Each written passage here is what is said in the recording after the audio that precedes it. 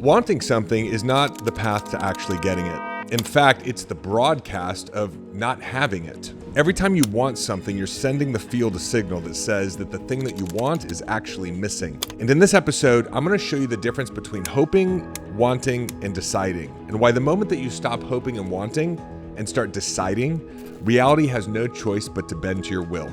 So let's get into it.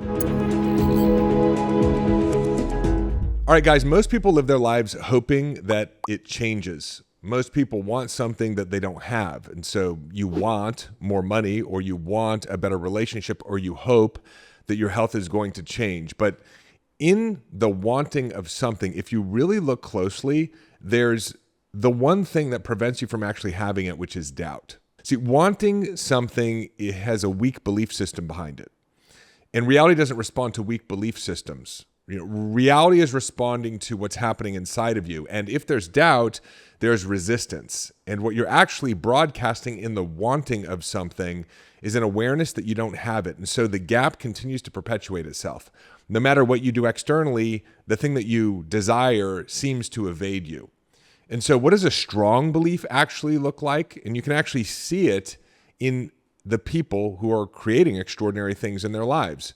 They don't want something. They have a conviction for it. They have a knowingness for it. It's almost as if they know that the thing already exists. They live in anticipation of the thing desired. And if I were to sum it up in one word, they've decided. They don't want something. They don't doubt something. They've decided that the thing that they want is going to occur. And a decision is actually final. There's a full stop after a decision. It's not, I want something, but I don't really have the time to do it. If somehow time works out, then I'll be able to have the thing. I want more financial abundance and security, but money is hard to make. And so maybe it's possible that I add a little bit more to my bank account, but it's doubtful. That's for other people, not for me. In Latin, decision is decidere. And the definition of it in Latin is to remove all else. In other words, whatever it is that you decided shall be, and all other options or alternatives are eliminated. There's no more negotiating with the present moment. There's no more, well, if I could just figure out how to actually achieve this thing, maybe if I can discover the magic pill strategy, I could produce the growth in my business. No, you just decide. And most people wait to understand how they can produce a result or to feel certain inside of themselves before they fully commit, before they decide. But the way the system actually works is certainty is a byproduct of deciding. It's not the prerequisite for it. In other words, you decide, and therefore that certainty establishes itself. You don't figure it out and then justify a decision. You do not decide because you're ready. You decide, and readiness follows. So the moment that you truly decide for something, doubt has nowhere to live. There's no space for it. In my own life, I decided I was going to build this business. We've got a very successful coaching company. We've gone from zero to over $50 million in revenue over the last less than a decade. Pretty extraordinary. But I decided that my wife and I were going to grow this business. I decided that I was going to have a leading podcast. And I didn't wait till I started to see the metrics that proved that maybe it was possible. I decided that I was going to have a podcast that was going to impact millions and millions and millions of people and be a top podcast in my category when nobody was listening. I decided that I was going to be rich while helping people, right? Because I wanted to be rich. I want to be super rich because I want to be able to afford the vision I have for my life, and I want to be able to have the resources to actually create more good in the world. But I got to be honest, it didn't start that way. I had doubts. Can I do it? There's so many other people already doing it. What makes me different? What if it doesn't work?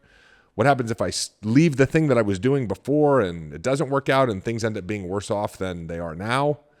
Now, I remember sitting at a Brendon Burchard event. If you know Brendon Burchard, he's a teacher in the high performance space. This was years ago when he was teaching business strategies at this thing called Experts Academy. I remember he had us going through this exercise to basically explain what it is that we do. So your partner would say, hey, what do you do? And he had this little XYZ formula where you'd say, well, I help X people, B, do or have Y so that they could produce Z result. It was the beginning of figuring out how to articulate your messaging and what you do in the world.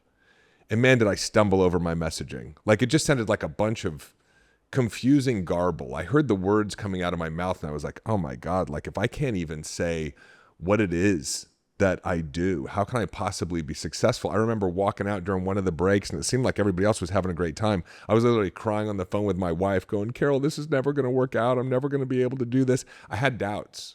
In fact, at my annual event, the Powerful Living Experience Live during day 2, I actually show the videos that we have back in the day of me trying to work on my messaging. It is so painful to watch. I'm so angry. I'm so frustrated. I'm so fearful because I had doubts. So I want you to know that doubting is normal. But at some point, you have to decide. You got to decide with all those doubts anyway. You got to say, you know what? I may have my doubts, I may have my fears, but I'm still committing to the fact that this is how my reality is going to be.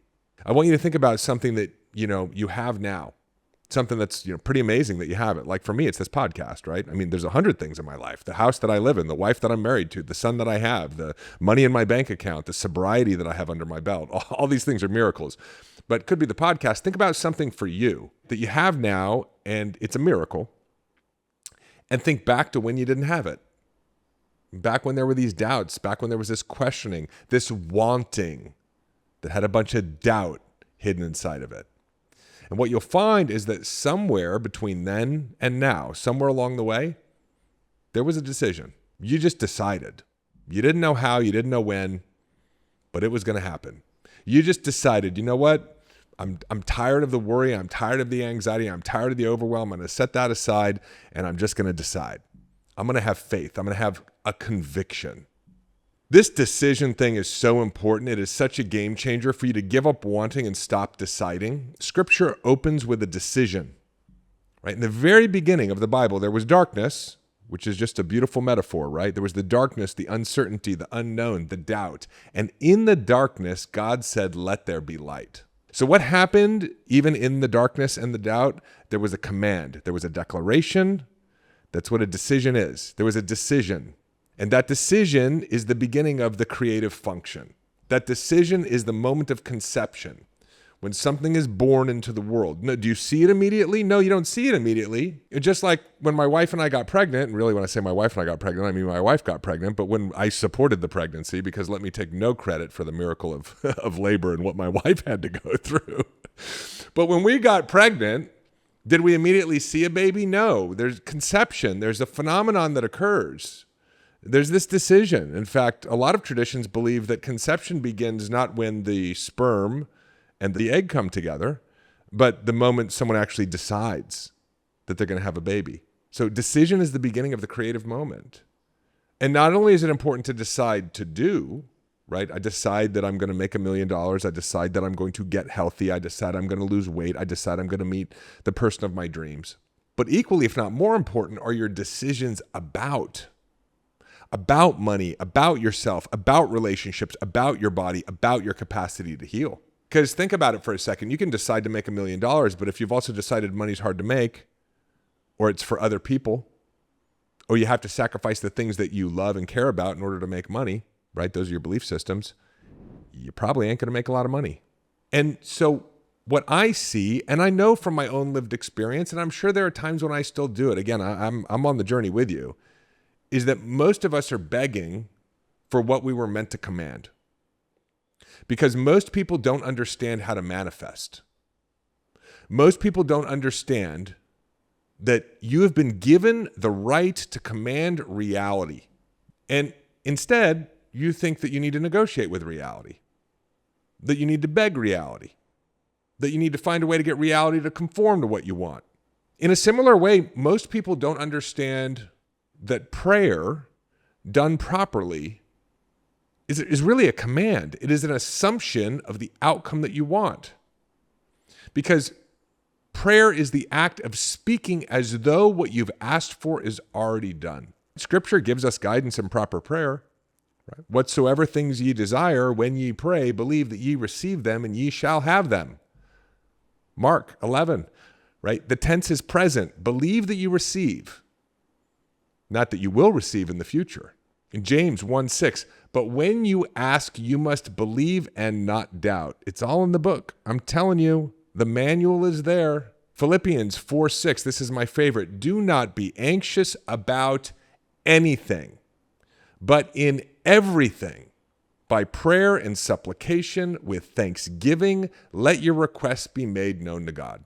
Right? But most people pray in a begging or a pleading when times are desperate to a God that is somewhere out there far away. It's like if I just pray loudly enough, maybe God will hear me because he's not here. He's over there somewhere, right? I don't know. He's out there in the universe. He's busy right now, right? So there's some off super being that we refer to as God or a higher power. And rather than acknowledging, again, as Scripture tells us, and not just Christian Scripture, right? Islamic Scripture, Eastern teachings, they all tell us that this thing that we might describe as God lives within us. It's right here, closer than my hands and feet, nearer than my breath. In the Quran, God is described as closer to you than your jugular vein, the primary vein that we rely on for life. God lives within us, and the God power within us can be activated at any point through the power of declaration or decision. So you were not designed to beg. You were designed to command, and you were designed to create. Hey, real quick, it's David interrupting myself. We are opening up a few spots on our calendar for coaches, consultants, entrepreneurs, and service providers who are serious about growing their business this year and interested in working directly with me and my team. So our programs are by application only. We're extremely selective about who we work with, but if you want me, my coaches, and our team of experts who are actively in the trenches building our business every day to become your strategic advisors as you're growing and scaling, click the link in the show notes or go to davidbusinessplan.com to apply and schedule a call.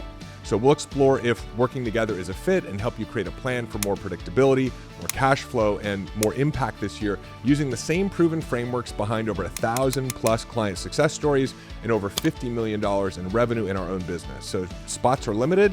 Check out the link, schedule your call, and now back to the episode. Now, there's a couple of things that happen when you start deciding. When you decide that your life is going to be different, that money is going to be different, that your health is going to be different, that your business is going to be different. Number one, when you declare properly, when you assume that the thing that you want will be, right, there's a psychological impact, right? When you decide, all of a sudden you start changing your thoughts because the decision has edged the doubt out. And so now your thoughts are not doubtful thoughts. They're not negotiating thoughts. They're not compromising thoughts. You have intelligent thoughts. You have high vibrational thoughts. You have potent thoughts. So the moment you decide, you change your relationship with the field because all of the information exists in the field. Thoughts don't reside in your brain. Your brain, as Napoleon Hill said, is a receiver that receives information from the field or the akasha or the ether where all knowledge exists and where all of creation has already happened, and you tune into that and you start having different thoughts and ideas. And the thoughts that you have are conducive to producing the result that you want. When you decide, your perception shifts. You start seeing reality through a different lens. Did you know neuroscience tells us that 88% of what we experience on a daily basis, we filter out of our conscious awareness? We only pay attention to 12% of the experiences, the data, the input, the conversations, the scenes around us. And that 12%, that small sliver or window, always matches up to what we've decided. So if you decide you're not good enough, that's what you're going to pay attention to. If you decide that your triumph is an inevitability, that's what you're going to pay attention to. Right? This is called the reticular activating system. It's that same part of your brain that pays attention to the car that you just bought, thinking now all of a sudden everyone else on the road just bought the same car. No, your perception just changed. So your thoughts change, your perceptions change. And this incredible technology you have, this goal-achieving machine of your subconscious mind that's making decisions behind the scenes, it's like a heat-seeking missile that can achieve anything. It starts to align with the new decision as well. That starts to line up timing, synchronicities in your life. And that gets me to the second thing that happens, level 2, when you start declaring and deciding, which is you shift your electromagnetic frequency. As you start to decide differently and think new thoughts differently and feel new feelings differently, as you start to actually literally become the person who has achieved the outcome before the outcome has manifested itself, it changes your nervous system. This is a vibrational neurophysiological phenomenon. You're thinking differently, you're feeling differently. That's a shift in your neurology. And as you start to resonate differently, at a different frequency, at a different vibration, you start to shape and sculpt reality differently in a way that reflects the thing that you have declared or decided. The outer world begins reorganizing to match the inner declaration. And both of these things happen simultaneously. The inner shift and the outer shift are one moment. They're not a sequence. In quantum physics, there is this idea of collapsing the wave function. It was based on Thomas Young's double slit experiment. I think it was in like 1890. I could be wrong. It could be 1810.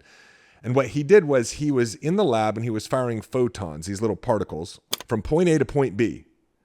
And he had a measuring device and two slits. And so he was firing these photons through these slits. And something odd happened. The way that the photons were recording on the wall past the two slits was not as he had imagined, which would be two vertical stripes, like if you were firing BB guns through two slits. It was what's called an interference pattern against the back of the wall. So he was firing these particles, but they were behaving like waves. You know, like if you drop a stone in a bucket, it ripples out. Well, they were rippling through the slits and they were creating this ripple interference pattern against the back wall. And he was like, this is weird. I know I'm firing particles. Why are they behaving like waves?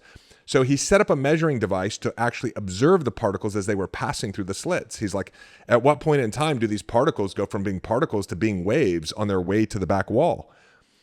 And something extraordinary happened. As he was observing and monitoring the particles, they actually behaved like particles. He got two vertical strips against the back wall. And so this is what's called collapsing the wave function and the observer effect. The idea is that as you watch reality, reality changes.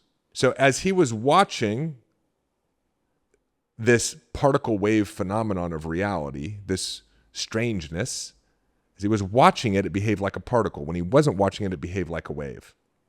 So he collapsed it. You collapse your reality based on how you're perceiving it. What I mean by that is your reality can be any type of possibility, but it will become one thing based on the quality of your observation. In other words, all things are possible, but reality will be something. And what it is based off of what you believe, the quality of the observer. If you decide with certainty, reality molds to your decision. If you hope or pray from a place of doubt, reality will not accommodate what you want, but will show up as lack or doubt, because that's the frequency from which you are observing. And so you are the creator. The question is, what are you creating? And the answer is really simple. Take a look at your life. And the counterintuitive truth that nobody teaches you is that if you want or hope, what you want will be delayed in arriving, and instead you'll get more wanting and hoping. But when you decide, when you command with faith and certainty, and you're willing to be patient as reality changes, reality will evolve into that which you have decided. The challenge is the in-between. Because what most people do is they decide, and then it doesn't happen fast enough, and so they undecide. They move back into doubt. And so reality reflects that. You have to, as Neville Goddard says, stay loyal to your decision. Ignore your current reality, knowing that if you decide and you stay loyal to your decision, your current reality has no choice but to change. But just know that wanting keeps you in the frequency of lack, because it is broadcasting the absence of what you want. Deciding puts you in the frequency of certainty. It broadcasts done. And you have been given the right to command reality, not to negotiate with it, not to beg for it. And really, in a lot of ways, a decision is the most sacred act a human being can perform, because it is the moment that you stop waiting for life to happen to you and become the one who is happening to life. And I want to close this out really powerfully for you. I want you to think about something that you've been wanting. Bring it to your mind, bring it to your awareness, bring it to your attention. One thing more than anything, what do you want? Maybe it's a new home. Maybe it's a new job. Maybe it's financial freedom. Maybe it's a change in your health, a change in your relationship. You want to overcome your anxiety. You want to stop feeling lonely. Whatever it is, what do you want? And notice that you haven't fully stepped into deciding. Maybe you got a lot of evidence as to why what you want isn't possible. Maybe your current situation's been going on a long time. Look, I get it. I understand. Maybe you think you need to know how to change your circumstances, and so you're hesitant. Maybe you're thinking, but David, what if I decide and it doesn't happen, right? I get it. And all that may be true, but here's my invitation. Close your eyes, name the thing, and say out loud, I've decided. Make the decision that what you want will happen right here and right now, and then get out of the way and be patient as life starts to respond. I want to leave you with one of my favorite quotes from William H. Murray's book, The Scottish Himalayan Expedition. And in it, he writes, quote, "Until one is committed, there is hesitancy, the chance to draw back, always ineffectiveness. And concerning all acts of initiative and creation, there is one elementary truth, the ignorance of which kills countless ideas and splendid plans, that the moment one definitely commits oneself, then providence moves too. All sorts of things occur to help one that would never otherwise have occurred. A whole stream of events issues from the decision, rising in one's favor all manner of unforeseen incidences and meetings and material assistance, which no man could have dreamt would come his way. Whatever you can do or dream you can, begin it. Boldness has genius, power, and magic in it." I just want to thank you for being here with me today. If this landed for you, I have something for you. I want to allow you an opportunity to go deeper, and the first step is free. All you need to do is head over to davidbear.com, drop your email, and you'll get immediate access to my Mind Hack ebook and a free training series going even deeper on this conversation around shifting from wanting to deciding. It's literally the foundation of everything I teach, how your mind actually works, why you've been stuck, and the exact framework to start changing it today. And that's the starting point. And if you're ready to go further, if you want the full system, the tools, the step-by-step methodology to rewire your beliefs and start creating from a completely different identity, you can check out my Mind Hack and Whole Human Framework course bundles. The links are in the description. Thousands of entrepreneurs have gone through this work, and it has changed everything, their businesses, their relationships, their sense of who they are. And if you're the kind of person who knows that transformation happens fastest in a room, surrounded by people who are doing the real work, come join us at my annual event, the Powerful Living Experience Live. It is the most important event you will attend this year, not because of what you will learn, but because of who you will become in the room. All the links are in the show notes. And if this episode gave you something, do me a favor, pay it forward, share it with somebody who needs to hear it. All right. This is not a do-it-yourself journey. It never was. I love you so much. Thank you for being here with me today, and I will see you in the next episode.